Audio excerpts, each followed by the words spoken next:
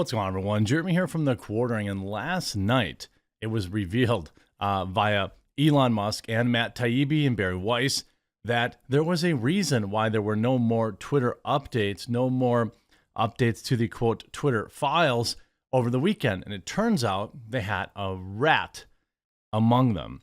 Now, there's an interesting spin to all this story today, including a possibility that Elon Musk set the rat trap and was able to snare said rat, and also some serious questions about exactly why or how long or at what capacity the Federal Bureau of Investigation was interfacing with Twitter.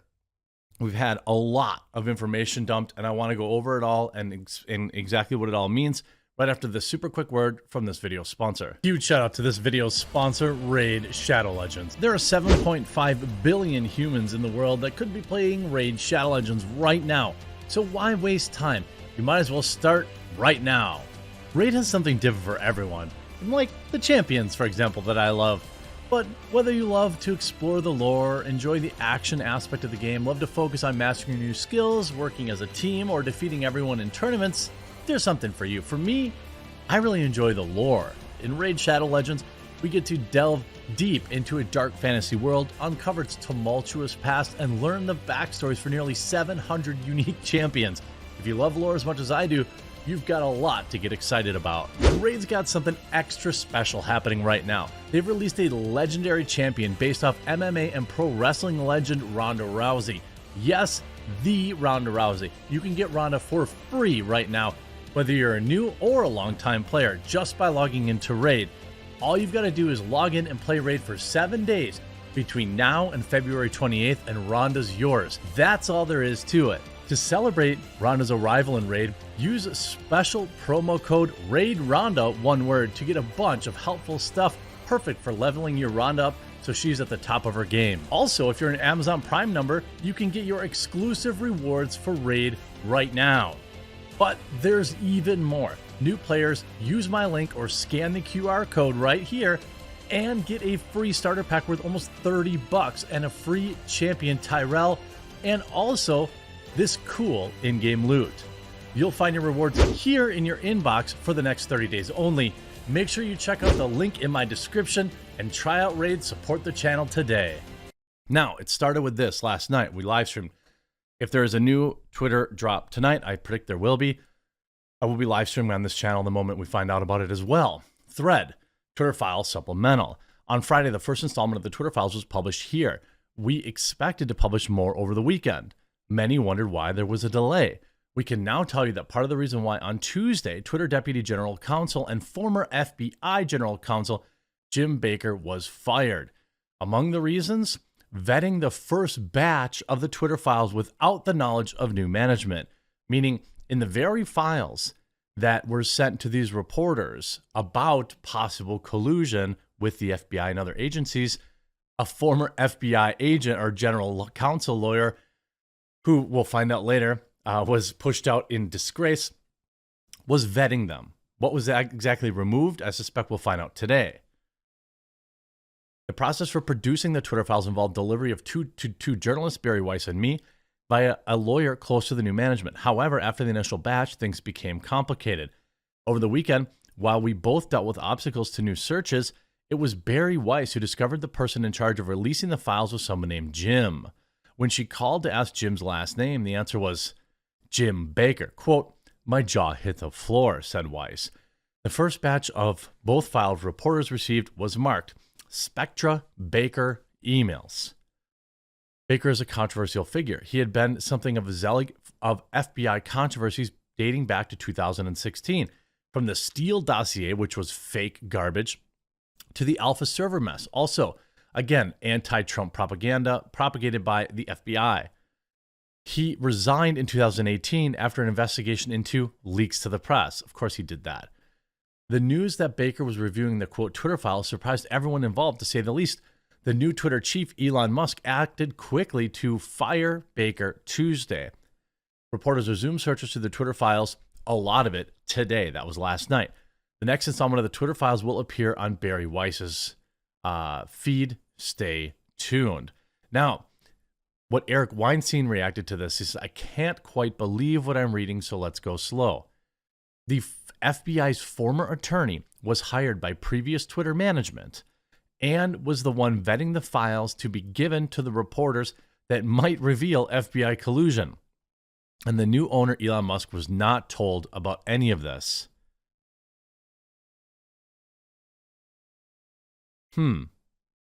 Interesting. Elon Musk then replied, only discovered this on Sunday. Now, I'm going to tell you about James Baker from an article shared by Matt Taibbi. But what's interesting to me is you had perhaps a trap set. Jack Posobiec writes, James Baker was the FBI's asset at Twitter and scrubbed the Twitter files before Matt Taibbi received them. He had just been escorted from Twitter HQ, and you wondered why there were no references found to the FBI and the president's son's laptop. I found this old screenshot, or a screenshot was shared to me last night from a follower going all the way back to April. Mike Cernovich tweets, Twitter lawyer Jim Baker, when general counsel of the FBI personally arranged a meeting between the FBI and Michael Sussman. In the meeting, Sussman presented fabricated evidence in the Alpha Bank matter. Elon Musk, this is who is inside Twitter. He facilitated fraud. Elon Musk replied back in April, sounds pretty bad.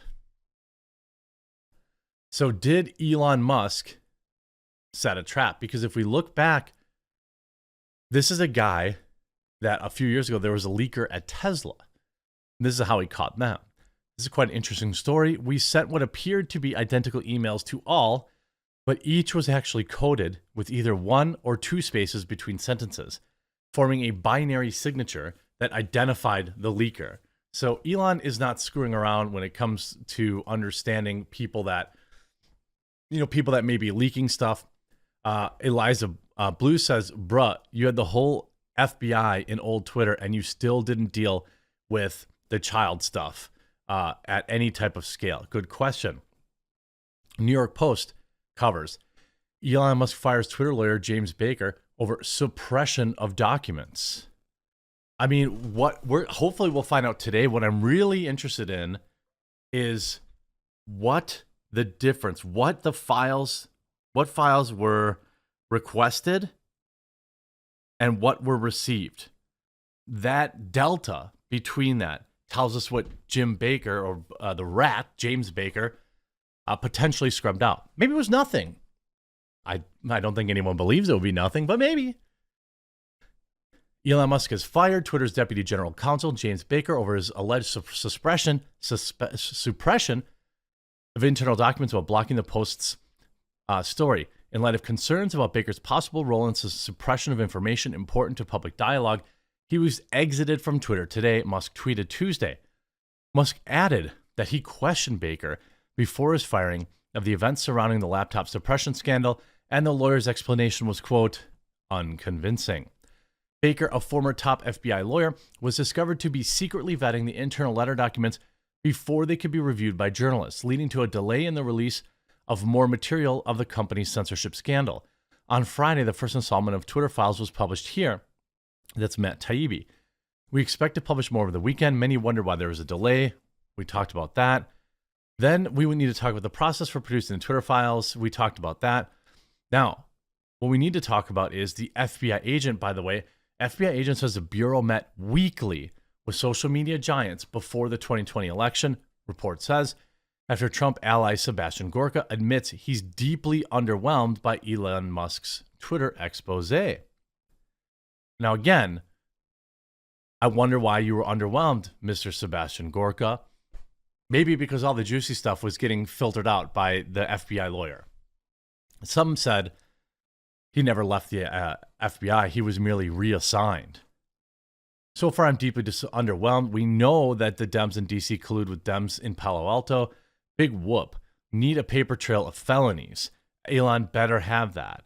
I think that that's a crap take for Sebastian Gorka to have. I deeply disagree with it. And I think that it's important that even if nobody goes to jail here, that the American people, the people around the world, see what their social media companies are up to, and more investigations get launched, and more questions get asked, and more trust gets eroded. This is not an all or nothing scenario, and people treating it as such, I think, are setting themselves up for failure. The Twitter FBI and the First Amendment. Here's a really interesting part. There are more documents than just Musk is erratically releasing. Turns out there is a complaint to the Federal Election Commission concerning Twitter's actions dating back from October 2020. When the New York Post story was published, complaining a group was Tea Party Patriots Foundations was alleged that by censoring that article, Twitter had essentially made an in-kind contribution to the Biden campaign. The group lost the complaint, but as part of the process, Twitter's chief censor, Yoel Roth, his actual title was head of site integrity, filed a declaration with the FEC. In that declaration, Roth said that since 2018, he had regular meetings with the Office of the Director of National Intelligence, the Department of Homeland Security, the FBI, industry peers regarding election security. Roth revealed that in those meetings, the federal government officials said that they were expecting some sort of 2016-style foreign interference. They were setting that up because they knew what was on the laptop. They had the laptop. Right? Everybody knew. 6 Degrees from James Baker, an excellent article by Jonathan Turley. Talks about who this James Baker really was. Baker had been featured repeatedly in Russian investigations launched by the Justice Department, including the hoax involving the Russian Alpha Bank, when Clinton campaign lawyer Michael Sussman wanted to plant the bizarre false claim of a secret communication channel between the Trump campaign and the Kremlin. Baker was his go-to speed dial contact. Baker would later testify at the Sussman trial. Baker also appeared prominently in controversies related to other related FBI allegations against Trump, which were all never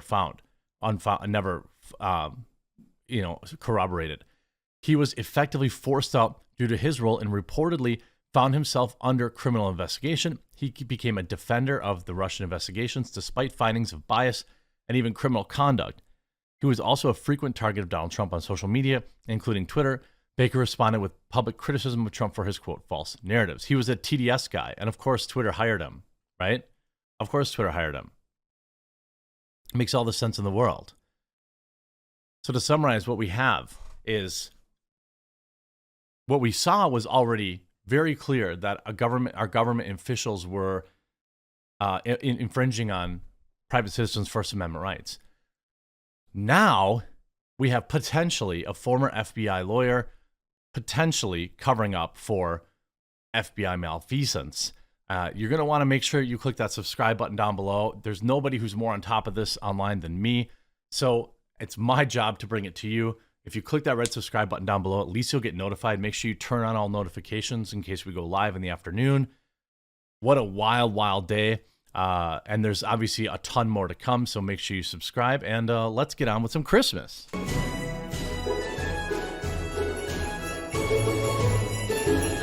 Ho, ho, ho. Merry Christmas.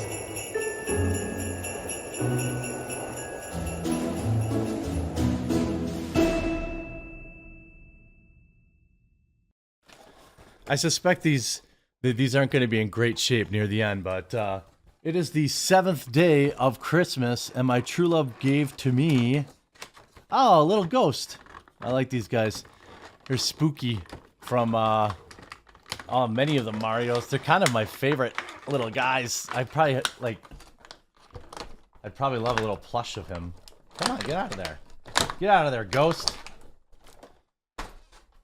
Okay. What's cool about this guy is arms. Oh, okay. They look like they. Oh, they do. His arms move a little bit. That's fun. The Mario ones continue to deliver. Hope you enjoyed this video. We'll talk to you again real soon.